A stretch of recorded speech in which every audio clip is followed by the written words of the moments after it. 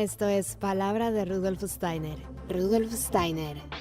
Un espacio inspirado en la vida, obra y legado del fundador de la antroposofía. Un camino de conocimiento que conduce lo espiritual del ser humano a lo espiritual del universo. Palabra de Rudolf Steiner. Hola, ¿qué tal? ¿Cómo están? Muy buenos días, yo soy Caro Hernández. Gracias por acompañarme una vez más aquí en Palabra de Rudolf Steiner. Estoy muy contenta porque tenemos una invitada maravillosa, como siempre. Ella se llama Cristina Tesserín, es madre, escritora, estudiosa de antroposofía y pedagogía Waldorf y es fundadora de Waldorf en mi casa. Hoy le doy la bienvenida para hablar de un tema que yo creo que nos debería de ocupar a todos, para empezar a trabajar en él, ponerle conciencia y por fin dar ese pasito de poder convivir, ¿no? Respetándonos los unos a los otros. Hoy vamos a hablar del bullying infantil, del bullying escolar, del bullying que muchas veces ejercemos nosotros como padres sin darnos cuenta y luego nuestros hijos replican en la escuela. Así que muchas gracias por aceptar esta invitación, Cris. Bienvenida a Palabra de Rudolf Steiner. ¿Cómo estás? Muy bien, Caro, muchas gracias. ¿Y tú? Muy bien, muy contenta de que estés hoy con nosotros charlando de este tema tan interesante, no quiero decir tan actual porque yo creo que siempre ha existido, pero que yo creo que ya es hora de que empecemos a trabajar en él, ¿no? A ponerle conciencia y ver qué podemos hacer para que esto deje de pasar. Entonces, tenemos dos puntos, el de las víctimas y el de los victimarios de este tema que es el bullying. Y bueno, obviamente siempre queremos proteger a las víctimas, ¿no? De los victimarios, pero yo creo que en este caso los dos sufren. Claro, en efecto, hay un sufrimiento recíproco cuando estamos hablando de bullying, tanto en quien lo inflige como en quien lo termina padeciendo. Es un sufrimiento profundamente diferente que se alberga en un espectro distinto, mas sin embargo hay una herida en quien lo inflige y se consolida una herida en quien lo recibe. Si solemos, por supuesto, siempre irnos en defensa de la víctima y, por supuesto, es algo que se debe de hacer. Sin embargo, comprender las razones por las que el niño termina siendo buleador o el individuo termina siéndolo, también es importante eh, para poder volver a equilibrar el proceso individual de cada ser humano. Ujú. Entonces, no sé si sea bueno comenzar con una mirada primero del que es víctima, si lo podemos definir o poner algunas de sus características, y luego igual definir al victimario, porque me da la sensación que es un poco como la mirada de un animal salvaje, ¿no? Que mira, que se da cuenta, porque es que los que practican bullying o los que lo llevan a cabo tienen como un radar de donde detectan al más débil y lo atacan. Es que es impresionante cómo pasa ese fenómeno. Entonces yo digo que no sé si se pueda dar características o una mirada, o tú cómo lo puedes explicar de un niño que tiene tendencia a ser víctima y otro que tenga tendencia a ser victimario. Bueno, sabemos que los seres humanos tenemos una esencia del ser que es el temperamento. Y por supuesto que hay temperamentos más sensibles, más condescendientes o más inocentes que no ven llegar la maldad de la forma en la que lo hacen otro. Entonces, podemos decir que por lo común el niño que es atacado es el más sensible, el Ujú, que de alguna manera sabemos que no se va a defender, que se rehúsa a defenderse y que del otro lado tenemos un desborde de un temperamento agresivo, ¿sí? Un temperamento muy extrovertido que va hacia afuera con fuerza y se consolida en una característica de desborde, porque tampoco es que todos los temperamentos extrovertidos lleguen al bullying. Entonces ujú. hay un desborde y una incapacidad que se cruzan y en efecto sí, es un instinto. El ser humano también vive de instintos y los desbordes se alimentan mucho en esa parte reptiliana del cerebro que construye esos instintos, por lo que en efecto al final parece que hay un radar. Y luego también me da la sensación de que como padres, cualquiera de los dos lados en los que nos encontremos, sí nos hacemos esta pregunta de, ¿estoy haciendo algo mal porque mi hijo no se sabe defender? ¿O estoy haciendo algo mal porque mi hijo ataca a otros? Claro. Bueno, el cuestionamiento siempre es bueno porque nos coloca en una reflexión, abre una posibilidad de observación. Cuando los padres se permiten observar, es un indicador de salud, empezando por eso. ¿Y qué estoy haciendo mal? ¿Qué estoy haciendo bien? Bueno, nuestros hijos al final son un reflejo de nosotros mismos. Los niños se construyen sobre el reconocimiento del adulto en el que confían en las primeras etapas de la vida sin presentar cuestionamiento y del entorno en el que crecen. Entonces, cuando yo observo un niño que se está de alguna manera desbalanceando o que su temperamento es agudizándose en alguna polaridad, tengo que mirar si el entorno que estoy proponiendo es el adecuado, si la presencia que estoy ejerciendo sobre ese niño es la adecuada. Y bueno, como adulto, tengo la posibilidad desde la conciencia alcanzada de hacer los cambios pertinentes, de elegir hacer los cambios pertinentes. Entonces, indudablemente en ese punto el cuestionamiento es lo primordial, es el que abre la puerta de la posibilidad de mirar más allá.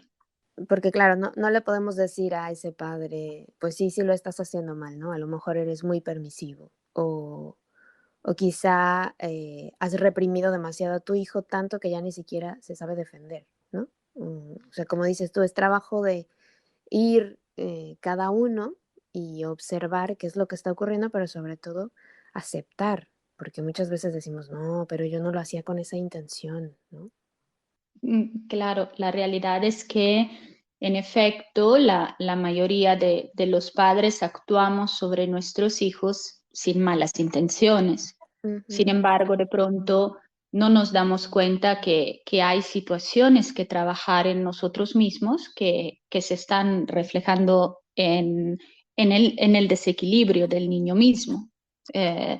No se trata nunca desde la mirada antroposófica de decirle a un ser humano que lo está haciendo mal, ni siquiera de decirle que lo está haciendo bien. Simplemente siempre es la invitación a preguntarnos si realmente estamos dando lo mejor de nosotros, si estamos actuando desde el centro de nuestro ser, si si esa mirada al autoanálisis nos lleva a comprender que como todos somos adultos rotos y tenemos muchas situaciones que arrastramos de nuestra infancia que pudieran ser trabajadas, pero siempre de una manera profundamente respetuosa, profundamente amable y que se genera desde la autoconciencia, ¿sí? Es decir, el adulto que se mira con objetividad y que se dispone a trabajar con sí mismo, genera, por supuesto, primeramente un espacio de salud para la individualidad, pero también un espacio de salud para los hijos. Entonces, nunca, ni con los niños, ni con los adultos, se trata de llegar al juicio, sino que se trata siempre de guiar hacia la conciencia. Y últimamente yo he leído algunas noticias, no sé si es porque cuando uno pone foco en un tema como que te salen muchas noticias al respecto, de niños pequeños que se quitan la vida y dejan una carta a sus padres de cómo estaban sufriendo, ¿no? Y ahí llama la atención porque dices, cómo como padres no nos dimos cuenta, cómo no percibimos que mi hijo estaba padeciendo eso. Siempre hay señales, hay manifestaciones incluso físicas de que mi hijo está sufriendo y quizá no lo verbaliza o no lo expresa. Lo podemos ver. Bueno, el ojo observador, el ojo atento, tiene posibilidades grandes de ir observando los distintos cambios y transformaciones que pueden estar sucediendo en los niños. La realidad es que muchas veces no estamos tan atentos por distintas razones alejadas del no querer ver, a lo mejor ocupaciones o trabajo que no nos dejan acercarnos al Ujú, alma sensible del niño. En algunas veces también existe la posibilidad de que el adulto no quiera ver, por ujú, supuesto, también. Sin embargo, síntomas que surgen en el cuerpo, dependiendo de los temperamentos, de las dominancias temperamentales de los niños, de manera distinta, siempre existen. Es ujú, decir, el alma sufre, el cuerpo manifiesta una síntoma. ¿Qué síntoma? Depende del tipo de sistema nervioso que la organización temperamental del niño tenga al final. Entonces, hay quien simplemente manifiesta desgana para comer, palidez, resequedad en los labios.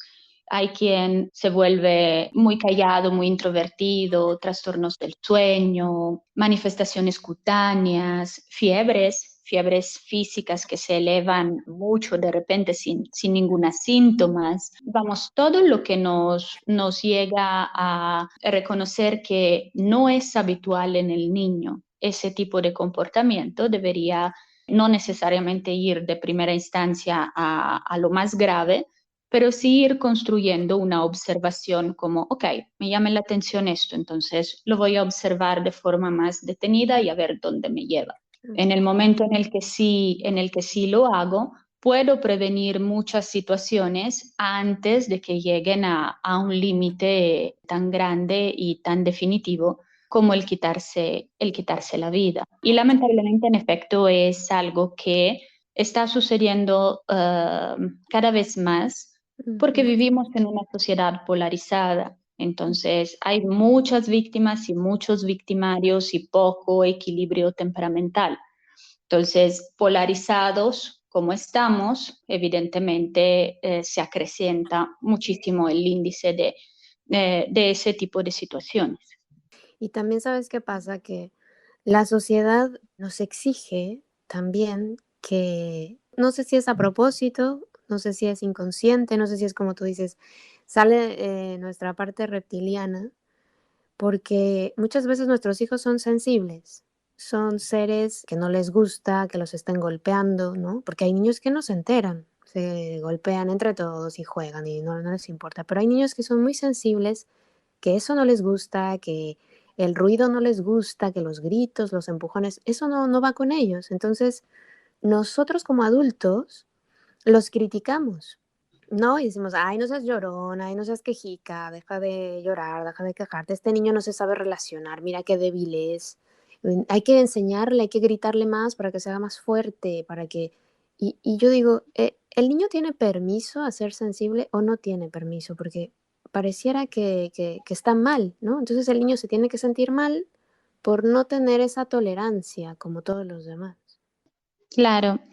Bueno, en efecto, nuestra sociedad se encuentra en un desborde. Vivimos en una época bastante compleja en la que la tolerancia, la empatía, la coherencia y ese tipo de cualidades están bastante desvaluadas. El adulto vive en un narcisismo de sí mismo muchas veces muy profundo que permite emitir el juicio de manera inmediata, con tanto de decir, bueno, ya te dije que así no está bien, entonces vas a tener que dejar de hacerlo porque es molesto y yo estoy ocupado, ¿sí? Ujú, Entonces sucede ese ejercicio debido al tipo de sociedad que hemos construido y generado.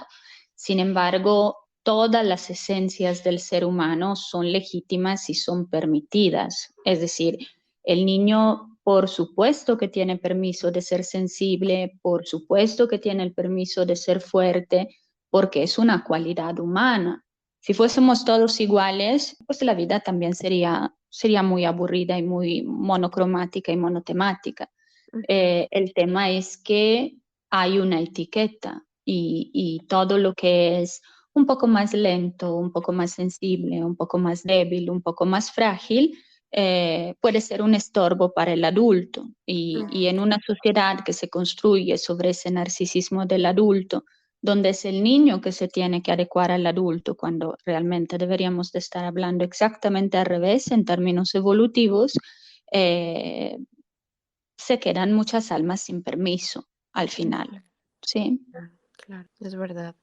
¿Y hay alguna herramienta o más de una que nos puedas aconsejar en el caso de todos los padres que tengan hijos con estas características y que quizá empiecen a pasar por estos procesos de enseñarle a sus hijos? Te tienes que defender, o sea, la frase siempre es aprende a defenderte, ¿no? Y el niño dice, pero ¿cómo? Pues, no sé, dile que no, pon el cuerpo, pero es que si el niño no lo ha hecho hasta ahora, es porque no es parte de él muchas veces, ¿no? Claro, por supuesto. Lamentablemente, muchas veces el bullying se da así, exactamente, entre padres e hijos. Se construye esa incapacidad de transmitir herramientas que hace que el adulto se cierre y termine no comunicando concretamente al niño cómo poder solucionar, y no solo esa, sino muchas otras cosas de la vida misma. Ujú, Entonces, pues la primera mirada siempre, siempre va hacia el adulto, es decir, si yo me equilibro a mí mismo, si yo me coloco en un punto de equidad, de empatía hacia mí y reconozco mis cualidades individuales, será más probable que pueda leer las cualidades individuales del niño y ser más asertivo en la manera en la que me comunico con él, ¿sí? Si yo quiero transmitir con un tono de voz severo, con palabras rápidas, un contenido que temperamento y mira la vida con asombro, lo único que hago ujú, es congelarlo completamente, ¿sí? Entonces, ujú, el trabajo siempre es para el adulto concretarse en ese reconocimiento que permite abrirse a la observación de lo que sucede y al mismo tiempo para poder dar herramientas que ayuden al niño a consolidarse sobre la tierra, pero no cualquier tipo de herramientas, sino herramientas concretas que ese tipo de niño realmente pueda utilizar. Yo ujú, como adulto no me puedo abrir a la comprensión de cuáles son las mejores herramientas hacia ese niño en particular si no me conozco a mí mismo.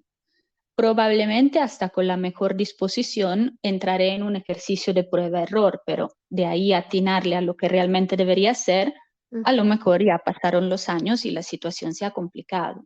Entonces, de alguna manera, la maternidad y la paternidad consciente van dirigidas a la autoobservación primeramente, para Ujú. poder después ejercer sobre el niño cualidades apropiadas para su desarrollo y para su forma de entender, para su lente de comprensión de la vida. Claro, porque la otra parte también podría ser que quien sufre bullying se convierta en víctima, asuma ese papel y luego vaya por la vida como víctima. Porque yo también como padre o como madre puedo decir, ay, pobre de mi hijito, todos le hacen, ¿no? Yo mismo fomentar esa postura, reforzarla y luego que vaya toda la vida por ahí sufriendo porque pues no supo poner límites y tomar las riendas de lo que quería en su vida, ¿no? En efecto, cuando yo no doy o no transmito herramientas concretas, el niño se vuelve un adulto polarizado, ya sea que repita, es decir, ya sea que por ser bulleado se vuelva bulleador, Ujú, si el temperamento va hacia el desequilibrio de la extroversión, o que se vuelva víctima eterna cuando el temperamento va hacia el desborde de la introversión. Pero ujú. es difícil llegar a la adultez en un equilibrio cuando no somos guiados concretamente. Después, como adulto, una vez que soy adulto, puedo decidir hacer algo al respecto, puedo decidir buscar herramientas de sanación, por supuesto, puedo reparar, Claro. pero la realidad es que si los padres actuáramos desde la conciencia, no habría necesidad de esa reparación y el individuo podría llegar a la adultez entero, entero en su comprensión, entero en poder transitar las distintas experiencias de la vida desde la coherencia y desde un entendimiento claro. Y bueno, ahora nos vamos a pasar hacia el lado de los victimarios para que nos ayudes un poco a comprender por qué mi hijo puede convertirse en un chico que hace bullying. Bueno, nos has dicho un poco que si yo lo practico en mi casa pensando quizá que, bueno, así nos llevamos, ¿no? Yo le digo a mi hijo tonto de cariño o no, no sabes hacer nada, eres un inútil, pero estamos jugando y es en familia. Y luego, pues veo muy mal que entonces él empiece a replicar eso fuera de mi casa, ¿no? Cuando yo esperaría que se quedara como en petit comité. Y entonces la mirada que tengo que hacer ahí es otro trabajo en comparación con el otro, ¿no? Me imagino. O es lo mismo. Termina siendo igualmente un trabajo de sensibilización del adulto, es el enfoque el que cambia. La mirada a reconocer lo que estoy transmitiendo, la mirada a reconocer que tal vez tengo que poner en discusión ciertos comportamientos, transformarlos. Esa mirada crítica hacia mí como adulto me puede llevar al entendimiento de que el niño está canalizando con agresividad lo que recibe desde el adulto y en el ambiente. En el momento en el que el adulto logra autoobservarse de esa manera, el lente de comprensión da para transformar la situación. Pero la realidad es que no siempre es así. Hay también adultos a los que se les sigue haciendo gracioso, aunque salga del espacio de hogar Ujú. o lo consideren un mecanismo de defensa viable porque el mundo afuera es feo o porque por lo menos se sabe defender, ¿sí? Exacto. Entonces, mucho depende de qué tanto el adulto esté dispuesto a sensibilizarse. Ahora, el agresor siempre habla desde la herida, una herida que lo ha llevado a un desborde tiránico del temperamento. Mm. Entonces, en el momento en el que entramos en una lectura de un espectro tiránico, sabemos que ni es tan lógico el mecanismo, ni es tan medido, sino que se vuelve animal, se vuelve agresivo de forma descontrolada. Mm. Pero la agresión hacia afuera es del tamaño de la herida hacia adentro. Muchas veces al final nos damos cuenta que detrás del agresor también hay un alma sensible, Ujú. también detrás del agresor hay ese escudo de protección ante una situación que desde su temperamento se había vuelto difícil de tolerar. Entonces se alberga en un desborde y actúa de manera completamente instintiva, como decíamos en un principio, reptiliana en sus características. Yo te quiero compartir un caso muy cercano a mí porque yo creo que hay una línea muy delgada entre, por eso te decía que a veces o no queremos verlo o lo queremos normalizar, más bien, ¿no? Queremos decir, bueno, esto no es malo, es que son niños, ¿no? Siempre justificamos, bueno, es que están aprendiendo. Entonces, fíjate que recientemente, bueno, unas niñas que eran muy amigas, de pronto los padres observan que una de ellas, digamos que tiene una actitud dominante sobre la otra, la controla, la somete, pero es como si la niña que está sometiendo y ejerciendo esa violencia no se diera cuenta de lo que hace. Es como si simplemente obedeciera lo que ha aprendido a hacer y no lo ve mal. O sea, maltratar a su amiga, ¿no? Gritarle, darle órdenes, decirle, tú no te muevas, tú no juegas con nadie, a ti nadie se te acerca, solo juegas conmigo. Muchas veces puede pasar como, bueno, es que la quiere mucho, ¿no? Es que como esta niña quiere mucho a la otra, pues por eso la trata así. Y entonces, pues no es que mi hija esté haciendo bullying. Eso lo podemos considerar bullying, no bullying, violencia, no violencia. Es que esa es la parte que yo creo que nos cuesta más trabajo detectar, ¿no? Alguien puede tener una alta tolerancia a la violencia y otra persona cero tolerancia a la violencia. Claro, bueno, sí, completamente es parte de ejercer un abuso en el momento en el que yo estoy dictando maneras de comportarse, entre otras cosas, a otra persona y esas maneras de comportarse son limitantes, estoy ejerciendo un rol que no me corresponde. ¿Sí? Mm. Entonces, sí, sí es un abuso En el momento en el que esas situaciones que se dictan llevan a lastimarse o a tener una interacción con la sociedad no propiamente saludable, entonces sí entran en el espectro de control, que es una de las características del bullying. Hay temperamentos muy inocentes que no alcanzan a ver la manipulación y adentro de las características tiránicas existe exactamente eso, la manipulación como herramienta de control. Entonces, no quiero que hables con otra persona, se vuelve, ay, es que me quiere mucho y por eso me cuida, porque todo el mundo es malo, pero no es una objetividad hacia la vida. ¿Sí? Entonces, es una herramienta manipulativa que nos puede llevar a la adultez. Hay, lo sabemos, hay relaciones interpersonales de matrimonios, de parejas, de trabajo, que se siguen rigiendo sobre ese esquema. Es que te lo digo para protegerte, es que te lo digo para esto, es para el otro, y hasta que desborde tanto la situación que se vuelva inevitable verlo y entonces hay una reacción. ¿Sí? Pero en el momento en el que eso se construye en niños pequeños, especialmente en niños de primer septenio, sigue siendo parte de un patronaje.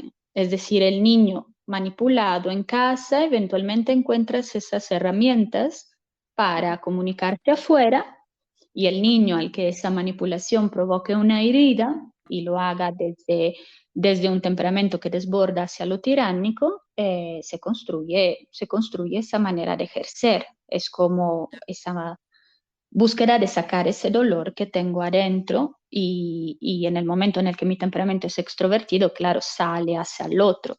Cuando mi temperamento es introvertido, sale hacia mí mismo. Y ahí es donde entran otras prácticas y otras dinámicas que al final son parte de un abuso, pero de mí mismo, el cutting, la anorexia, la bulimia y etcétera. Wow, no imaginaba que ese fuera el origen. Sí, siempre hay una herida detrás de la persona o del niño, de esa alma sensible que sale con esa fuerza hacia afuera. Claro, y en ese caso, otra vez, ¿no? El trabajo es del adulto, primero que lo acepte, porque claro, los padres de la niña esta que yo te cuento, que pues ya estaba ejerciendo esa violencia, es un no querer ver. No, pero mi hija es buena. No, pero es que lo hace porque la cuida, ¿no? Es que la quiere. Entonces dices, qué difícil, porque ahí los otros padres ya no pueden dialogar, ya no pueden trabajar en equipo para ayudar a las dos niñas, ¿no? A que empiecen a entablar relaciones sanas. Claro. En la sociedad en la que vivimos, el no ver se ha vuelto un hábito de resolución. Ujú, No sé qué decir, no sé qué hacer, entonces no sé, no veo. No, está bien, es normal, tendrá una explicación, es una llave de lectura de la nueva generación, es la influencia de la televisión. El adulto tiene muchas herramientas para salirse de la responsabilidad adentro de ese espectro de narcisismo propiamente provocado por la misma sociedad melancólica en la que vivimos, dado el hecho de que cualquier introspección no es socialmente tan aceptada. El estar adentro, el observarnos, el construirnos desde la conciencia, termina siendo muy complicado en términos sociales. Entonces, el normalizar y el decir que no pasa nada es un uso y costumbre muy difuso. Y bueno, es desesperante cuando nos damos cuenta de que realmente sí está pasando algo y es desesperante observar cómo esa situación al final o esa incapacidad del adulto afecta a sus propios hijos, ¿sí? Es decir, hay una afectación hacia la niña que lo padece y hay una afectación hacia la niña que lo está ejerciendo y hay una incapacidad de un adulto de ver primeramente el sufrimiento de su hija para después poderlo extender a la otra parte, ¿sí? Lamentablemente es una decisión. El ser humano en desarrollo, es decir, primero, segundo, tercer septenio, desde la mirada antroposófica tiene muchas herramientas para para construirse de forma saludable y recuperar, si nos hemos perdido un poco en el camino en algunos procesos, recuperarlos sobre la marcha misma. Pero en Ujú, el momento en el que llegamos a la adultez, que cruzamos ese umbral de los 21 años y más capas le agregamos al asunto, es decir, más crecemos adentro de la adultez, ujú. más se necesita la decisión del adulto. Es decir, decido mirarme, decido repararme.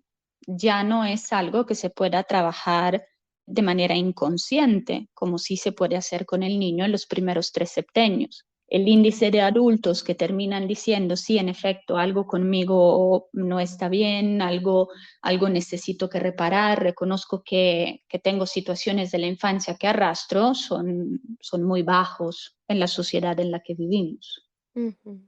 Claro, o una madre que pueda considerarse, pues, responsable, quizás sea una madre que está siendo tirana, ¿no? O sea, igual y decirle: "No comas bueno, chuches o dulces o gominolas, ¿no? No estés comiendo eso, mira, mejor esto saludable.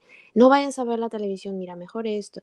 Entonces yo me imagino que llega un punto que eso que pareciera sano o que empezó con una buena intención, después ya se convierte en una madre que le mide el pH de la saliva a la hija para ver que esté bien, ¿no? Que le saca sangre cada mes para ver que esté bien. Entonces, eso también puede ser que esté, digo, por poner un ejemplo, que esos pequeños detalles que tengamos como padres que nació de una buena intención, al final, más que bien, esté dañando.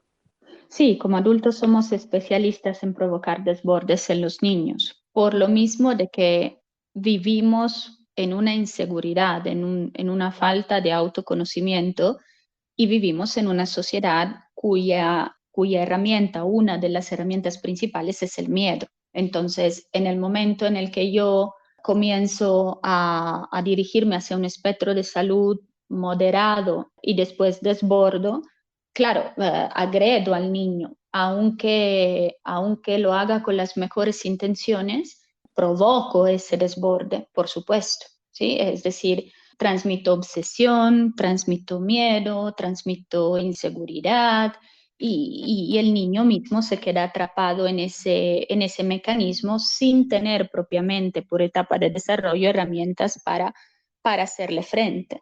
¿Por qué? ujú, Porque otro adulto puede decir, pues mídetelo tú el pH, ¿sí? ujú, Pero un niño confía y dice, tendré necesidad de que suceda eso y entonces estoy mal y entonces algo malo pasa conmigo o no puedo hacerlo o no sé cómo hacerlo y de ahí, bueno, pues todo lo que pueden hacer a raíz de eso, ¿sí? ujú. De nuevo, el equilibrio de no pasar al niño situaciones no resueltas en nosotros nace de esa automirada y ese autoestudio. Muchas veces nos encontramos con situaciones que se han recorrido ya por generaciones y generaciones Ujú, y la generación en curso ya ni siquiera sabe por qué tiene ese patrón de comportamiento, mas sin ujú, embargo lo sigue repitiendo porque se ha pasado la raíz y la raíz, ¿sí? ujú, Entonces vamos a pensar que hay un abuelo que ha sido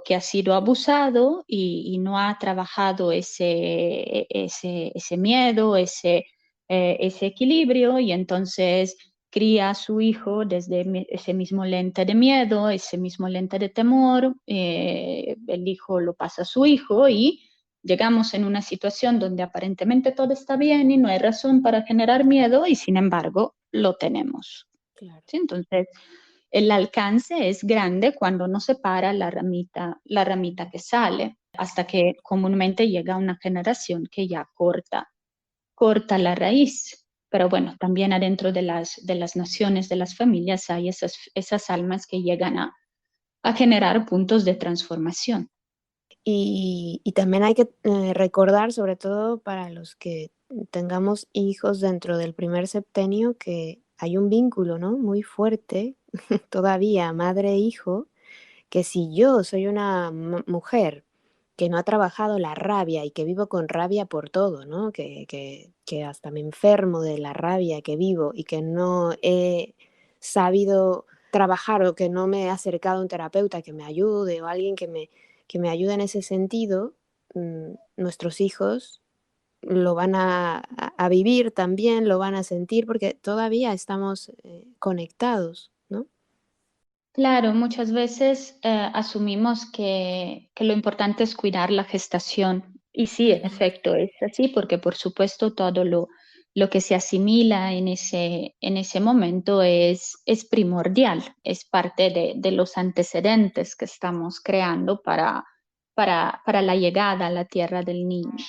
Mas, sin embargo, en efecto, el primer septenio es una etapa donde podemos decir que el niño está conectado con la madre como si hubiera un cordón umbilical no visible, pero mamá es cuidadora de ese proceso de encarnación, de esos primeros 7 años en los ujú, que se genera la comprensión del funcionamiento interno y externo. El niño comprende cómo funcionan todos sus órganos y todo su consolidamiento interno desde ese cordón umbilical y comprende cómo se lee la realidad, claro, desde su temperamento, pero cómo se construye el funcionamiento de la realidad desde las experiencias que viva a raíz del mundo que dispone ese vínculo con mamá. Entonces, esa corriente interna, externa, que consolida la independencia de los 7 años, es ujú, completamente a cargo de mamá, lo cual no invalida la figura de papá, por supuesto, sino que papá está en ese momento cuidando que mamá pueda cuidar, por así ujú, decirlo, ujú. para tomar la cercanía del segundo septenio. ¿Sí? Ese proceso de independencia que ya está en una figura paterna que se acerca un poco más en términos de resolución de la realidad. En esa etapa de primer septenio, en efecto, el niño absorbe todas las emociones, los sentimientos del adulto, del entorno, pero es Ujú, verdad, especialmente de mamá. ujú. Entonces, todo lo que mamá siente, todo lo que mamá ha vivido, todo lo que mamá vive, se transforma en un lente de entendimiento que el niño metaboliza. Es como si fuese literalmente un proceso digestivo. Yo meto algo por la boca, transita por todos los órganos y llega hasta la alimentación de la célula. Ujú. Entonces sucede lo mismo. El niño metaboliza esa percepción de la realidad, esa percepción de su corriente interna y externa, confiando plenamente en esa figura, y bueno, de ahí las bondades y las afectaciones que eso pueda desencadenar el equilibrio desde el cual mamá se comunica con el niño. Claro, entonces ahora tenemos una gran tarea porque tenemos que observarnos, trabajar en nosotros y no dejarlo para después, porque este es un tema que, como tú dices o nos has mencionado, el bullying desafortunadamente no solo se ejerce en las escuelas, ¿no? En el trabajo también puedes estar casada o casado con una persona que te esté incomodando y ejerciendo violencia contigo constantemente y tú no te has dado cuenta o piensas que es normal o que eso es en todos los matrimonios. Claro, es muy probable que el niño que ha crecido en un ambiente agresivo, hostil, y no lo ha sanado, llegue el momento en el que es adulto y se case y reproduzca lo mismo porque es lo que conoce. Deshacer los hábitos es uno de los trabajos más grandes que podemos ejercer con un adulto, porque somos seres que nos acostumbramos. Ujú, Entonces, en el momento en el que pues, yo normalizo desde la infancia comportamientos, si no me dispongo a mirarlos y objetivizarlos de otra manera, inevitablemente los traigo a la adultez polarizados del lado de víctima o de victimario, dependiendo de cuál haya sido mi lente. En efecto, se habla mucho de bullying en las escuelas, principalmente que, por supuesto, al ser ambientes competitivos, desde la educación tradicional particularmente, facilitan ese tipo de situaciones. El bullying en el hogar es el más silencioso, es el más normalizado. ujú, ¿Por qué? Porque es donde se consolida la autoridad autoritaria como ujú, base de la estructura familiar. Entonces, en el momento en el que yo soy niño debajo de una autoridad autoritaria, pues padezco esa situación que genera una afectación en las emociones, en los sentimientos, que se vuelve trastorno del comportamiento, eh, pero es normalizado porque hay que ser autoritarios. De lo Exacto, contrario, los niños no comprenden exacto. vamos, es algo que está muy arraigado en nuestra sociedad. Exactamente, tienes toda la razón. Es importante cambiar la concepción, ¿no? De lo que es una autoridad. No, no podemos ser autoritarios porque, como decías hace un rato, esa palabra de autoritario me la relaciono un poco con la palabra tirano. En efecto, la autoridad autoritaria que busca un espacio de resolución inmediata Ujú, desde su punto de vista, ujú, sin generar ningún tipo de flexibilidad. Así es ujú, porque lo digo yo, es tiránico completamente. No permitir al otro ver que hay una escala de grises infinita entre el blanco y el negro es ejercer ese tipo de postura tiránica. Hay dos tipos de autoridad. La ujú, autoridad autoritaria es la socialmente aceptada ujú, y existe una autoridad amada, que es esa capacidad del adulto de volverse referente de forma ujú. respetuosa para el niño, dándole herramientas formativas para generar conciencia. La autoridad autoritaria amaestra, es un amaestramiento. Claro, Siempre te tengo que decir qué tienes que hacer porque no sabes. Y la exacto. autoridad amada es, siempre te voy a dar herramientas para que tú las transformes en conciencia y lo hagas a tu manera. Entonces son dos polaridades de la autoridad.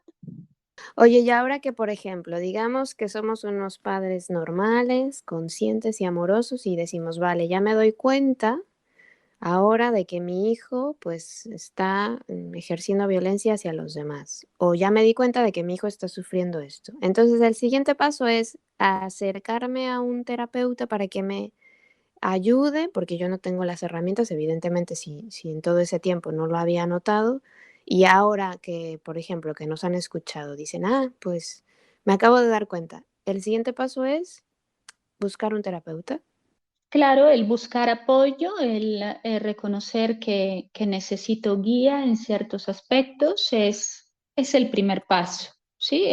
No tanto invalidándome, no tanto agrediéndome, de decir lo necesito porque no sé o porque entonces no estoy a la altura de la paternidad o la maternidad, Ujú, sino necesito un soporte, necesito poder ver las cosas desde esos otros ángulos que amplíen mi reconocimiento y me ayuden a observar. El pedir ayuda, el acercarse, en ese caso, pues sí, sí, por supuesto, a un terapeuta, es el primer paso de la solución. ¿Sí? Es ujú. decir, necesito compañía en ese camino. No es de que no pueda, pero sí necesito compañía. Claro, porque decir no puedo es que, o sea, el terapeuta no te lo va a hacer por ti, ¿no? Te va a dar herramientas y tú eres quien lo tiene que llevar a cabo. Claro, desde lo que es la psicoterapia antroposófica, igualmente es una labor de despertar de conciencia. ¿Sí? Ujú, Entonces, el reconocer necesito ayuda sin invalidarme abre la posibilidad de que se pueda ir generando esa conciencia de decir, quiero, deseo ver las cosas desde otra manera, pero al final las voy a ver como mi temperamento, como mi individualidad me lo permita. porque, bueno, te lo pregunto así, de que si el adulto tiene que ir a terapia, porque en estos casos siempre pensamos que el que tiene que ir a terapia es el niño, ¿no? El niño es el que tiene el problema, que le viene de nacimiento, del cosmos, y yo, como lo quiero ayudar, pues lo llevo a ver, doctor, que mi hijo está mal, ¿no? Sí, claro. La herramienta terapéutica conscientemente siempre es para el adulto. Al ser el niño un reflejo del adulto, al ser un reflejo del entorno en el que vive, la intervención directa sobre el niño no me lleva a nada, es decir, es otra forma de amaestramiento. Puedo encontrar herramientas desde lo que es, por ejemplo, la pedagogía curativa o pedagogía de emergencia para ayudar al niño a transitar las situaciones dolorosas, Ujú. metabolizarlas y aliviar un poco el dolor que siente, pero si no intervengo sobre el adulto y no intervengo sobre el entorno, siempre será un trabajo trunco. el niño o en el niño no residen herramientas todavía para hacer frente conscientemente a ese tipo de situaciones. En el momento en el que el adulto se transforma, el entorno se transforma, entonces claramente el niño también responde de otra manera. Uh, las herramientas de la pedagogía curativa, de la pedagogía de emergencia a través del juego, del arte, del movimiento físico, de la música, son alimento para el alma. Pero si el niño regresa a un ambiente hostil, eh, alivian de momento Claro. solamente. Ujú. Sí, qué importante es tener esto en cuenta, porque si yo, en lugar de gritarle a mi hijo, recoge lo que tiraste, ¿no? Le digo, le canto una canción y vamos a hacerlo juntos, ¿no? Pero a veces las prisas, el ritmo de vida es el que nos arrastra y yo creo que de vez en cuando es bueno observar, ¿no? Frenar y decir, a ver, ya me estoy alterando otra vez. Le bajo, le bajo y reconecto nuevamente y busco otra vez herramientas, ¿no? Yo creo que está bien irlo, mm, uno mismo midiendo y siendo consciente de que no es malo, no nacimos sabiéndolo todo, como dices tú, no hay que sentirnos culpables ni decir: "Ay, qué tonto, soy un inútil, no sirvo", porque, estamos aprendiendo todos, todos los días, además. Claro, sí, sí, totalmente. Y bueno, esa pausa Ujú, de pronto es muy necesaria porque como lo decíamos hace un momento, la sociedad nos va a sacar hacia afuera constantemente con tanto de que no nos cuestionemos y no nos miremos adentro.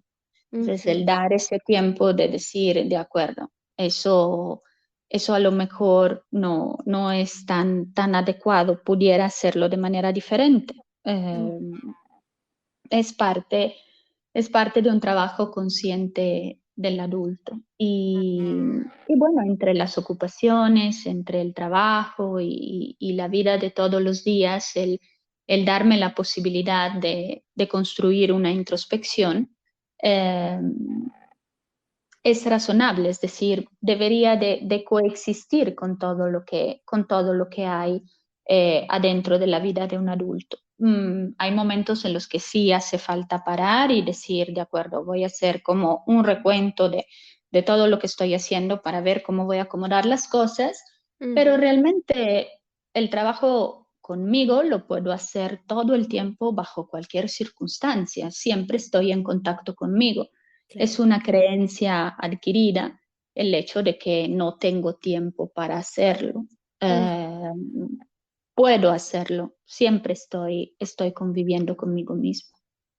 Bueno, y ya para cerrar, me gustaría que nos compartieras bueno, que nos compartas de tu página web, de tu proyecto, de tus cursos, para que la gente que se sienta en estos momentos interesada, pues pueda acudir a esas herramientas que tú proporcionas. Muchas gracias. Sí, claro, la página web waldorfenmicasa.com está disponible para quien desee consultarla y ahí mismo vienen presentada la mayoría de los cursos, siempre con la apertura a escuchar cualquier situación individual y poder personalizar un trabajo adecuado para cualquier situación.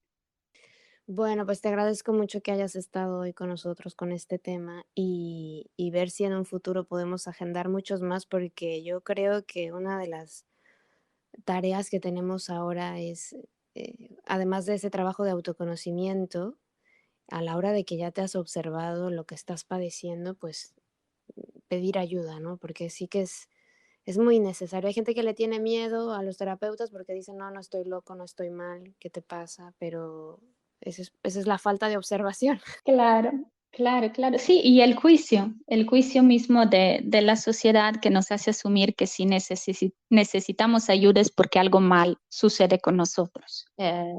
Y bueno, poder de alguna manera eludir un poco esa creencia y acercarnos a las herramientas que podamos considerar adecuadas para construir un espacio de salud siempre es razonable Ujú. y bueno, agradecerte mucho esa invitación y por supuesto, seguir compartiendo con ustedes me encantaría. Muchísimas gracias a Cris por aceptar esta invitación.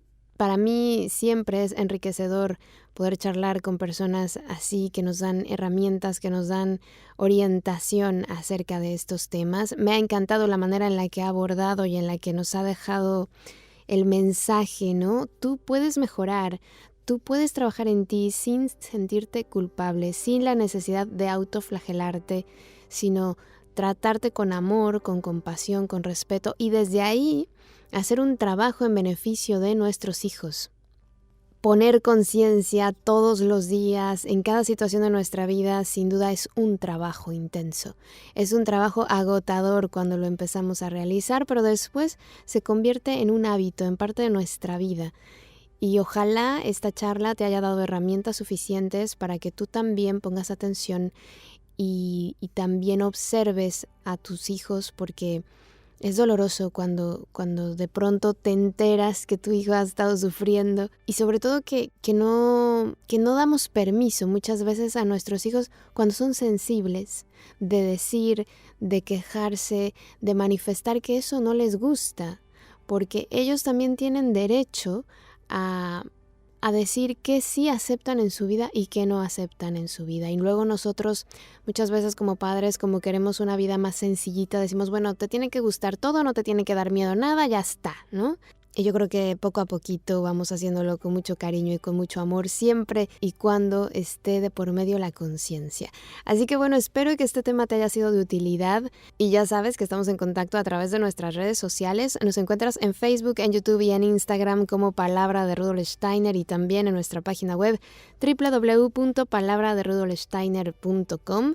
Te recuerdo que contigo están mis mejores deseos. Que el sol brille mucho tiempo sobre ti, que el amor te rodee siempre y que la luz que mora en ti guíe tus pasos. Si así debe ser, nos escuchamos el próximo miércoles. Yo soy Caro Hernández. Gracias. Hasta la próxima. Escuchaste Palabra de Rudolf Steiner. Rudolf Steiner. Un espacio inspirado en la vida, obra y legado del fundador de la antroposofía. Un camino de conocimiento que conduce lo espiritual del ser humano a lo espiritual del universo. Palabra de Rudolf Steiner.